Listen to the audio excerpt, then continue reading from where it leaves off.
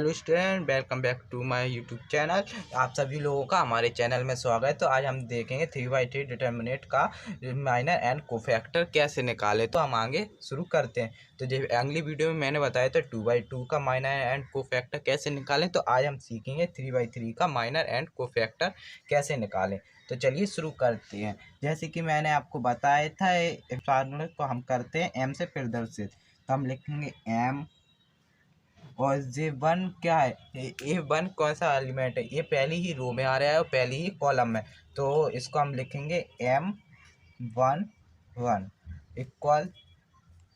अब हमें 1 की ही रो छुपानी पड़ेगी और 1 का ही कॉलम, तो हमें बच रहा है 5 8 6 9। तो यहाँ पर हम लिखेंगे 5 8, यहाँ पे डिटरमिनेंट लगा के लिखेंगे 5 8 6 9। तो ये मैंने लिख लिया। अब इसको सॉल्व वैसे ही करेंगे जैसे कि हम डिटर्मिनेंट को सॉल्व करते हैं।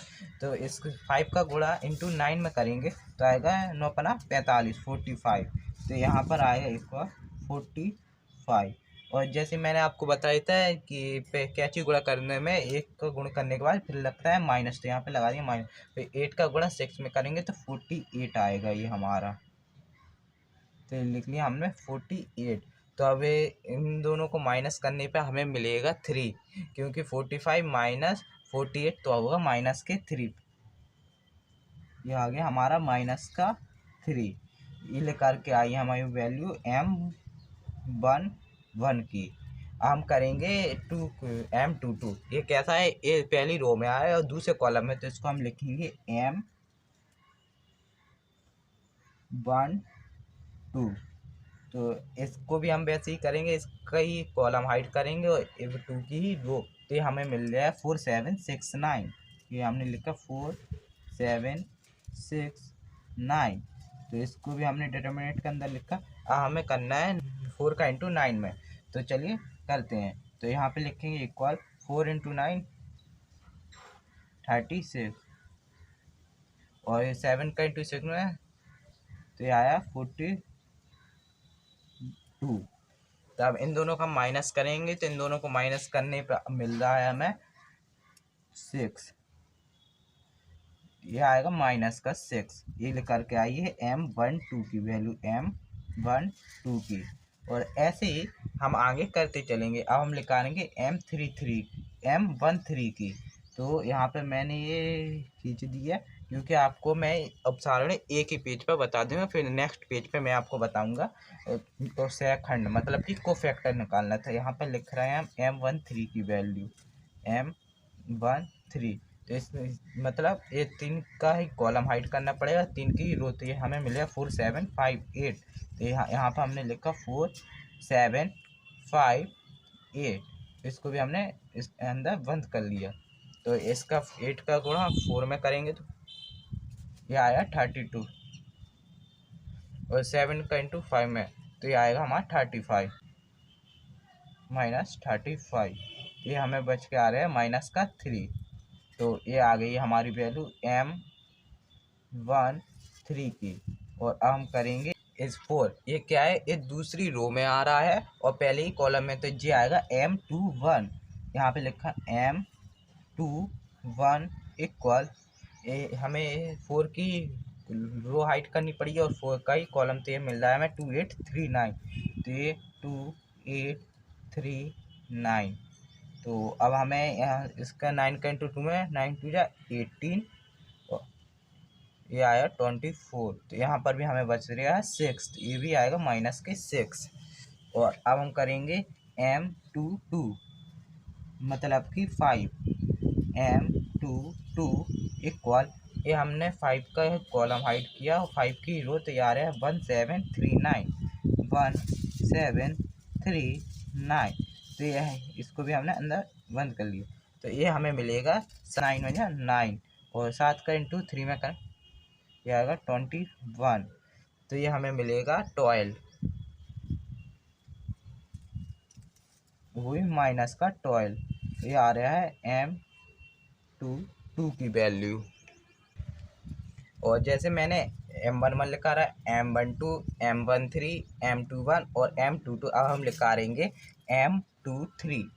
M मतलब माइनर, M23 3 मतलब कि 6। अब हमें 6 का ही कॉलम ऐड करना पड़ेगा और 6 की रो, तो ये हमें बच रहा है 1728 इक्वल 1728। ये मैंने लिख लिया है। और अब हमें करेंगे इंटू 8 1 जा 8 और 14, तो ये हमें बच रहा है 6, वही माइनस के M23 इक्वल, और अब हम निकालेंगे M31 को बराबर, तो ये आ रहे हैं ये M31 है 7, मतलब कि तीसरी रो में है और पहले कॉलम में। तो पहले हमने बताया था कि पहले रो लिखते हैं फिर कॉलम, इसलिए इसका तीसरी रो में तो 3 और पहले कॉलम में तो 1। तो इसके लिए हमें 7 का ही कॉलम और 7 की रो तैयार है 2536। तो ये 2536 ये मैंने बंद कर। अब 6 2 जा 12 और ये आएगा 15, तो ये बच रहा है माइनस के 3M31। अब हम लिखेंगे M32 मतलब 8, तो 8 का ही कॉलम हाइट और 8 की रो, तो ये आ रहा है 1436। तो लिखेंगे 1436, तो ये 6 बन जाए 6 और 4 माइनस 12, तो ये हमें बचा 6। M32 बराबर -6।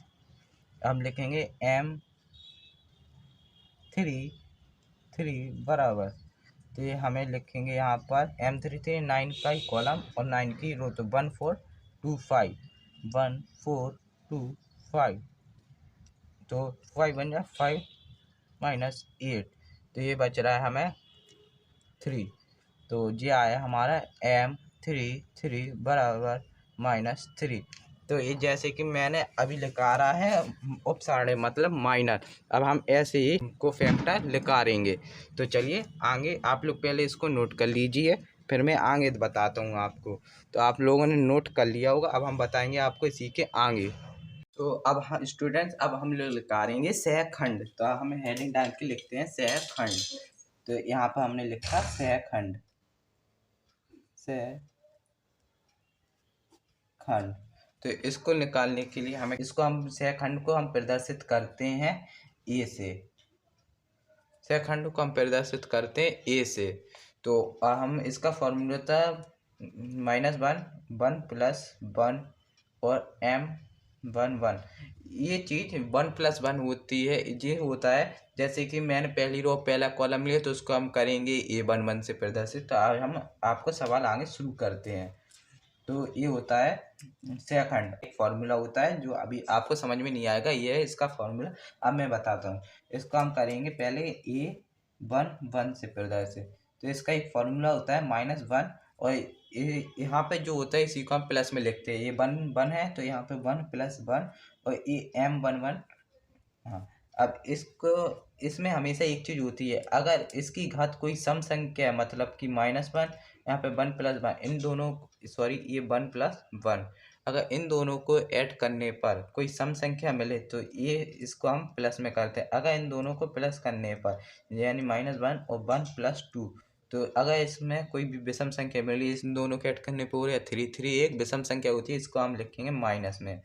अगर कोई संख्या पहले से ही माइनस में आई हो और एक माइनस यहाँ से, तो ये आएगा 3, और अगर ये प्लस में हो तो ये आएगा -3। तो ठीक है स्टूडेंट, तो अब हम करते हैं सॉल्व। A11 ये आ रहा है 2, तो और हमने M11 का मान आया था -3, तो ये आएगा माइनस का ही 3 A11। अब निकालेंगे A12 -1 क्या था, A11 में हमने किया था 1 + 1, ऐसे ही इसमें करेंगे 1 + 2 का 1 + 2 M12। M12 का मान आया था -6। जैसे मैंने बताया था इन दोनों को प्लस करने पे 3 आ रहे, 3 एक विषम संख्या है, तो इसका आंसर माइनस में आएगा। तो एक माइनस यहाँ से लेंगे और एक माइनस जो M12 आया था, ये आया था -6, तो इन दोनों को मिला के हो रहा है 6। तो A12 का मान आया है 6। हम लिखेंगे A13 -1 और 1 + 3 M13, ये इन दोनों को प्लस करने पे आ रहा है 4। तो ये M13 का मान आ रहा था -3, तो ये आएगा माइनस का ही 3। और हम लिखेंगे a two 1 minus 1 2 plus 1 m two 1। तो इन दोनों को प्लस करने पे 3 आ रहे, 3 एक विषम संख्या है, तो इसका मान आ रहा था माइनस का 6। तो एक माइनस है विषम संख्या का और एक माइनस आएगा जो m21 का मान आ रहा था, तो इन दोनों को होगा, ये हो गया 6। हम लिखेंगे a22, तो यहाँ पर आएगा -1 2 प्लस 2 और m22 का मान आ रहा था माइनस का 12 और एक प्लस माइनस माइनस होता है, इसलिए माइनस का 12 ही इसका a22 का आंसर है a22। अब हम साइड में कर रहे हैं, सॉरी। अब यहाँ पर लिखेंगे a23 का मान, a23 इक्वल -1 और 2 प्लस 3 m23, इन दोनों को मिला के हो रहा है 5 और a23 का मान इन दोनों को मिला के हो रही है 5 और m23 का मान आया था -6। तो ये एक विषम संख्या 5, तो हमें एक माइनस लेना है विषम संख्या का, और एक आया था जो m23 का मान एक हम लेंगे वो, तो ये आ रहा है 6। तो क्योंकि अब हम लिखेंगे a31 बराबर -1 और 3 प्लस 1 m31, तो इन दोनों को मिला के हो रहा है 4 प्लस करने पर, और इसका वो m31 का मान आया था -3, तो इसका भी वो -3 आंसर आएगा क्योंकि प्लस माइनस माइनस होता है। अब हम लिखेंगे a32 इक्वल -1 और 3 प्लस 2 m32, इन दोनों को मिला जोड़ने पर आ रहा है 5 और m32 का मान आया था -6। तो एक माइनस आएगा विषम संख्या का और एक माइनस आएगा जो m32 का मान आया था वो, तो m32 का मान आया था -6, इन दोनों का इंटू करने पर आएगा हमें 6। तो ये अब हम लिखेंगे 833 का मान निकालने के लिए, तो -1 और यहाँ पे लिखेंगे 3 प्लस 3 m33 और m33 का मान आया था -3, तो इसलिए इसका भी आंसर आएगा -3 क्योंकि सम संख्या है और सम संख्या होती है प्लस, और हम जैसे कि a33 का मान आया था -3 और प्लस का इंटू जब माइनस में करेंगे तो माइनस ही आएगा। तो आज हमने सीखा माइनर को 3/3 डिटर्मिनेंट को माइनर और कोफैक्टर कैसे निकाल। तो आप लोगों को स्टूडेंट ये समझ में आ गया, अगर समझ में आया तो हमारे चैनल को सब्सक्राइब कर लें, और ऐसे ही आपको इजी ट्रिक मैं बताता रहूँगा, और आप लोग भी अपने दोस्तों के पास हमारे चैनल को शेयर कर दिए ताकि वो भी लिखाना सीख जाएं। तो आज के लिए बस इतना ही, अब मिलेंगे आपको नेक्स्ट वीडियो में, तब तक के लिए बाय।